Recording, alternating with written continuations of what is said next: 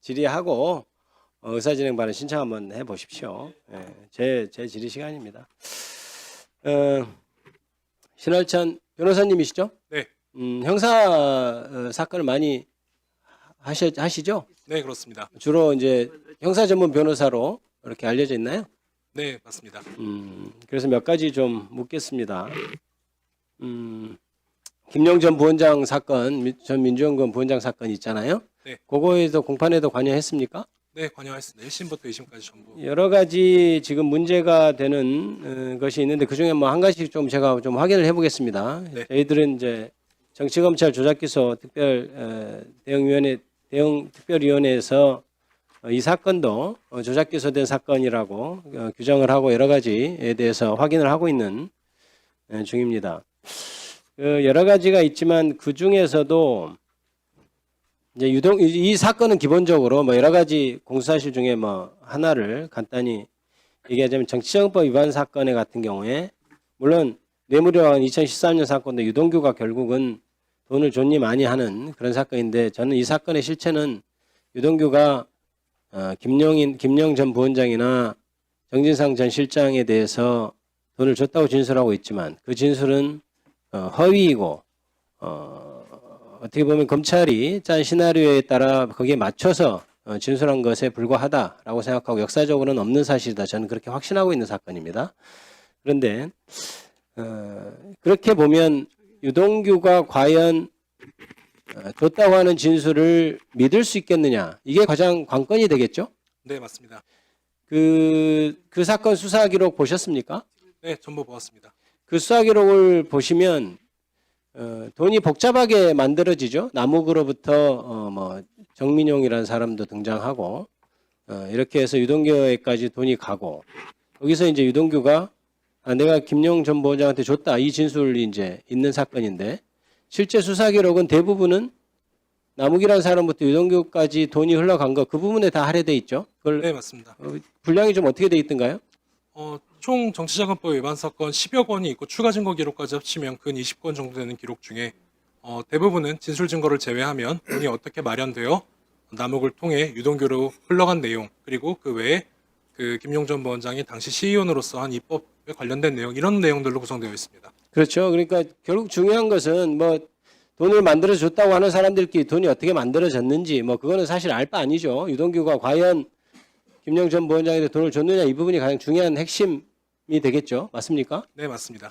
그러면 다른 객관적인 물증은 없는 상태에서 유동규라는 사람이 김용 전 부원장한테 돈을 줬다라고 하면 그 사람의 신빙성이 가장 중요한 관건이 되겠죠. 네, 그렇습니다. 그 신빙성을 따지는 수사 과정 중에 어떤 게 있냐면 이런 게 있습니다. 유동규가 남욱이라는 사람으로부터 받은 돈을 들고 집에 들어가니까 사실혼 관계에 있는 사실은 이제 정식으로 혼인신고를 안 했으니까 사실혼이라고 제가 표현하는 겁니다. 사실혼 배우자가 뭔 돈을 이렇게 뭐 가져오느냐 정치하는데 어떻느냐 뭐 돈이 드니 많이 하는 말을 했다고 유동규가 검찰에 진술을 했었죠. 네, 맞습니다. 그래서 그 부분에 대해서 확인을 하기 위해서 박모라고 하는 유동규의 사실혼 배우자를 검찰에서 불렀죠. 네. 그때 조사가 어떻게 되는지 좀 자세히 좀 설명해 줄 수 있습니까? 네, 먼저 앞에 배경부터 말씀을 드리면 2022년경에 마이크 좀 가까이. 2022년경에 키가 너무 크셔서. 예. 이 수사가 이루어졌는데 네. 22년 7월 말경 이후로는 유동규가 그 사실혼 배우자를 포함해서 그 어떤 사람과도 접견 내역이 없습니다. 네. 7월 말부터 이 사건 지금 제가 말씀드리고자 하는 10월 중순까지 그 누구와도 접견 내역이 없는 것으로 보아 검찰에서 혹시 일반 접견 제한 조치를 한 것이 아닌가 추정하고 있고 2023년, 이게 22년입니다. 22년, 네네네. 네. 그러다가 2022년 10월 13일에 증거 기록상 조서에는 각자 따로 부른 것으로 되어 있고 증거 기록상 그 각 조서도 상당히 멀리 배치돼 있어서 쉽사리 찾아보기 어렵긴 하지만 2022년 10월 13일 오전경에 서울중앙지방검찰청 601호 검사실로 오전에 유동규 그리고 그 박모 씨를 함께 소환한 내역이 있습니다. 그리고 조사를 한 검사와 검찰 주사 또한 동일인이어서 사실상 대질조사가 이루어진 것으로 보입니다만 조서는 대질조사로 작성되지 않았고 각자 따로 조사를 받은 것처럼 되어 있습니다. 그러니까 결국 이제 들리기에 따라서 복잡하게 보일 수도 있지만 이런 거죠. 유동규가 하는 말이 맞느냐라는 걸 확인하기 위해서 사실혼 배우자를 불렀는데 그 그 사람 불러서 조사할 때는 당연히 유동규와 분리된 장소에서 정확히 물어봐야 되는데 불구하고 나중에 조서를 확인해 보니까 각각 조서가 편철된 거를 보니까 멀리 떨어져 있어서 다른 날 다른 장소에서 조사한 것처럼 돼 있지만 실제 시간 순서대로 배열해 보니까 같은 날 같은 장소에서 그 같은 방에서 한쪽에서는 유동규가 한쪽에서는 그 사실혼 배우자가 조사를 받았다. 이렇게 돼 있다는 내용이죠. 네, 맞습니다. 그러면 그게 대질조서라고 돼 있던가요? 보통 같은 장소에서 조사를 받으면 대질조서를 작성해야 하잖아요. 대질 주소로 되어 있지 않고 각 조서에도 상대방이 같은 장소에 있었다는 사실은 드러나 있지 않습니다. 그게 그러면 말이 되나요? 지금 유동규 자체의 진술의 신빙성을 따지기 위해서 사실은 배우자를 조사하는데 같은 장소에서 옆에서 들리게 아니면은 그 조서에는 지금 실제로 동영상이 아니기 때문에 어떻게 지금 뭐 코치를 했을 수도 있고 한데 그것들은 우리가 알 수는 없는 것이고 그래서 그게 적절한 조사입니까? 제가 뭐 평가할 위치에 있지는 않습니다만 일반적으로 보지 못했던 일이긴 합니다.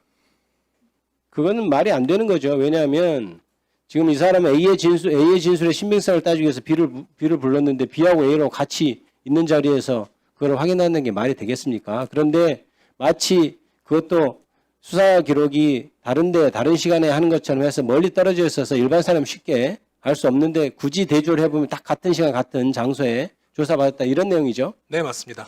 또 한 가지 보죠. 지금 항소심에서 구글 타임라인이 제출됐다고 하는데요.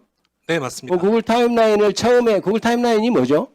구글 타임라인은 구글에서 제공하는 사용자의 위치 기반 서비스를 통해서 방문한 장소와 경로 등을 그 이용자가 확인할 수 있도록 제공하는 서비스이고 보통 통상의 경우에는 사실 이용하고자 하는 본인 의지 없이도 대부분의 분들은 그냥 수집되고 있는 자료입니다. 우리가 핸드폰을 이렇게 구매해서 사서 갖고 다니면 그 구글 타임라인에 거의 자동적으로 내 동선이 나타나는 그런 경우죠. 네, 안드로이드 휴대전화를 위치 정보를 켜고 이용하시면 전부 수집되고 있습니다. 지금 구글 타임라인이라고 하는 그 이른바 그 정보가 지금 세간에서 화제가 되고 있는 이유가 무엇인가요?